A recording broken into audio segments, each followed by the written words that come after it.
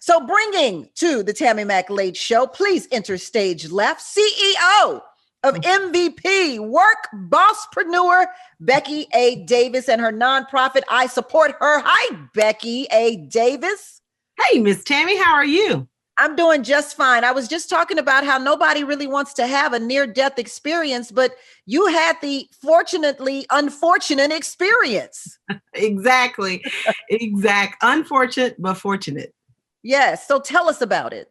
So it was funny earlier when talked about his experience in December of 2012. That was mine too, was in December of 2012. I had surgery. And it's a surgery that women get all the time. Black women have fibroids, and I was going to get my fibroids removed. I had a fibroid that was. Let me say this to you, Becky. Let me say this right now. So many Black women have had or are having fibroid surgery. So many of us need it and are afraid to have it. And I just want to, before we even get into your story, I have to applaud you for being transparent about this situation, because it indeed affects Black women significantly. Yes. And so thank you for sharing that with us, and continue with the story, please. I just had to thank you for being transparent in that. Yes, it was, a surgery that is done thousands of times a year. So, I went into the surgery with my doctor, like, okay, this is going to be okay.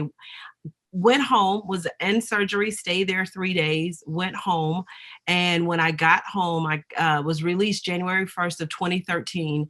And January 3rd of 2013, something just was not right. That day, I had taken all my pain medication and couldn't take any more for a few hours, but I was feeling really bad. I was nauseous. I couldn't catch my breath. So I self-diagnosed that I must have a blood clot, which was something the doctor told me just to be aware of. And I thought, I must have a blood clot. I need to get back to the doctor. And so my husband was like, okay, let's just go back to the emergency room. But I got up and I fainted. And then I couldn't catch my breath. And he called the 911. They got there, was rushing me to the emergency room, and they were trying to get IVs inside of me to get fluids. And all the way and it's probably about 10 minutes from my house for them to get to the emergency room. They couldn't get an IV inside of me. So when I got there in the emergency room, there's tons of other people that are in the emergency room. And, I just felt like, oh my God, I'm going to be here all day. Something's not right. I need somebody to help me now. And a nurse walked by and said, has anybody seen her? And the EMT said, no. He said, take her over to room 11. They got me in there, and she immediately came in there and she started asking questions, what's going on? And my husband was answering, well, she just had surgery 6 days ago and she fainted today. She couldn't catch her breath. And so she started doing all of these tests, and I just started to feel my body just, it felt like I was leaving here. And so I'm praying at the time. They put oxygen on me. It took them forever to get IVs. My veins had collapsed, and all of my vitals were way off the charts. And so they're trying to figure out, they come in, they do an ultrasound, and they was like, well, her stomach, blood has converged on her stomach. And it was just crazy. I look up at my husband, and I see the fear in his face. He tells me afterwards, that I saw you turn white. I saw all of the color come out of your skin. And he said, I just knew she's dying right now. She's dying. And they come in and they're working crazy. They cut my clothes off of me and say, we got to get in the surgery stat. We have to get her or we're going to lose her. We don't know what's going on. They rush me in, and my anesthesia kicks in as the nurse is saying, we got to get her in here or we're going to lose her. But when I opened my eyes, almost 7 hours later, the doctor came in the recovery room and to tell me what happened. And she said, the surgery that I did 6 days ago, she said, your tissues were really thick. So I had to hand sew one side of your ovary. The other side, we use a machine. And so the machine stitched the other side. And when it stopped, we thought it was finished.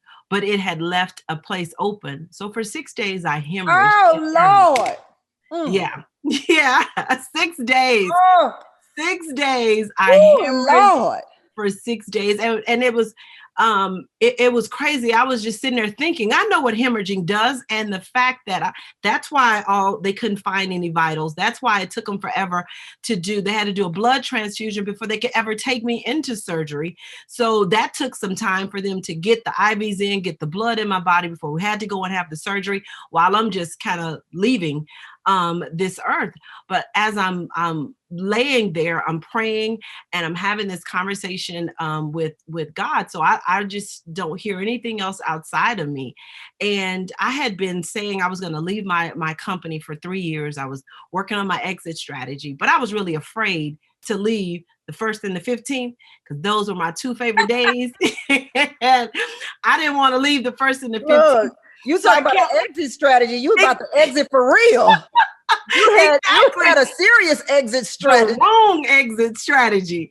And I was just like, oh my goodness. So I'm in there with the oxygen on and everything just kind of gets quiet outside of me. And it's just me in a conversation. I say it was God because, when I was 25, I'd wanted to start my business as a speaker and a trainer, and fear stopped me. So I just went into corporate America full force.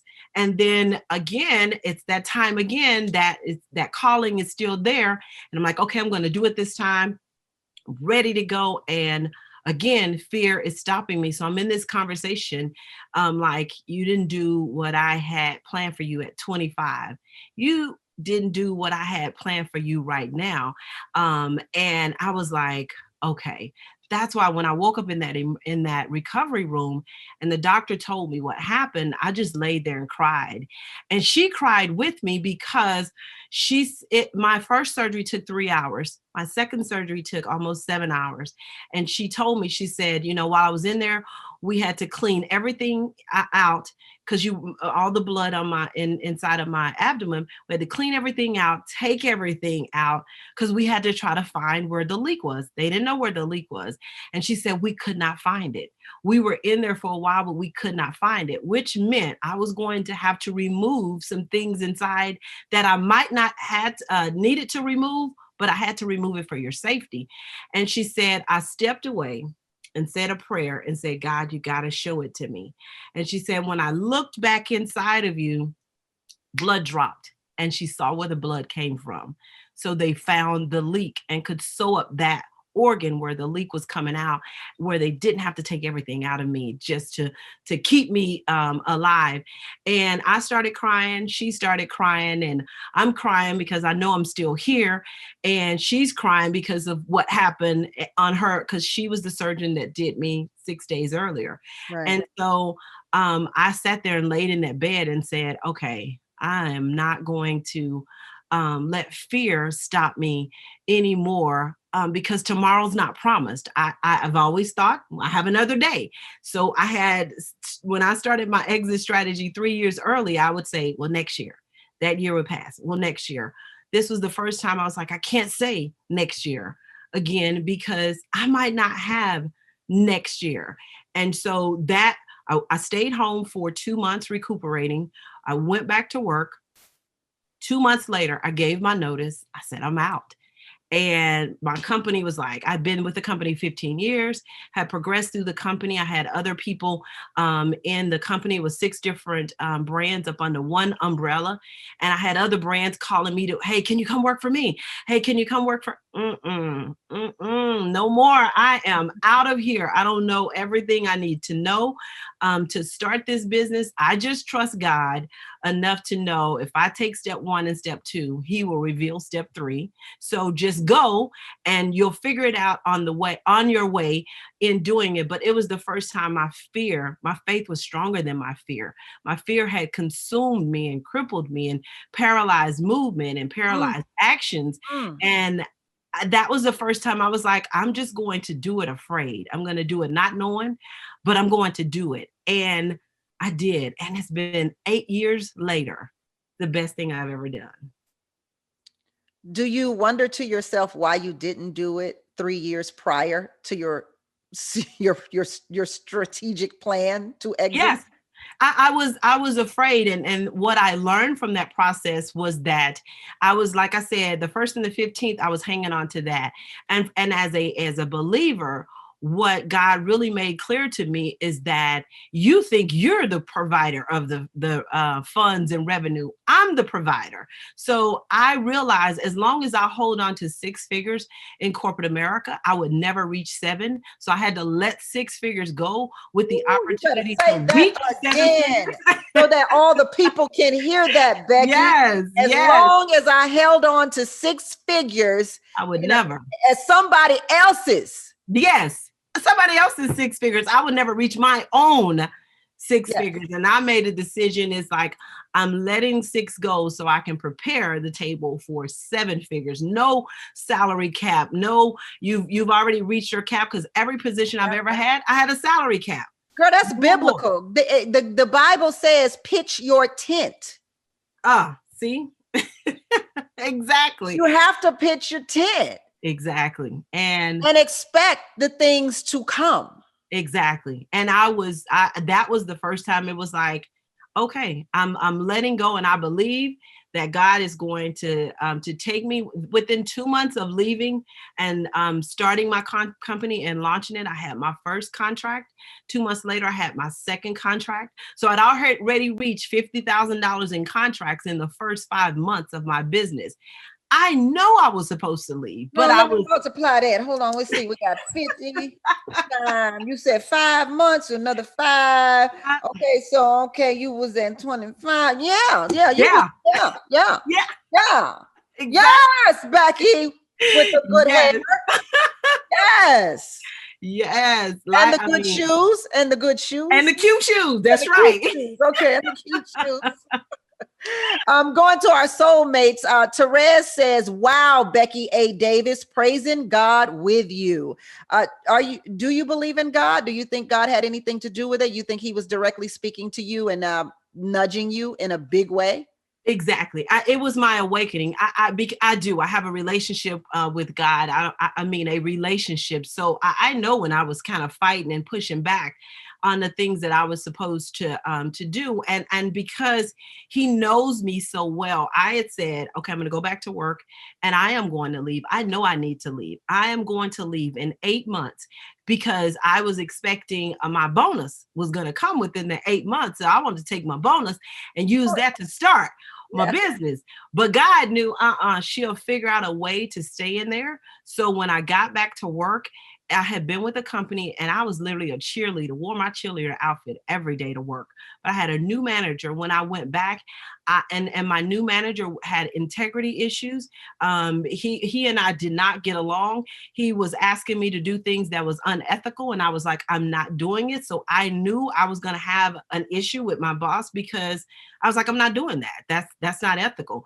And so it gotten so crazy in there. I came home complaining to my husband about it. And he was like, wait, stop.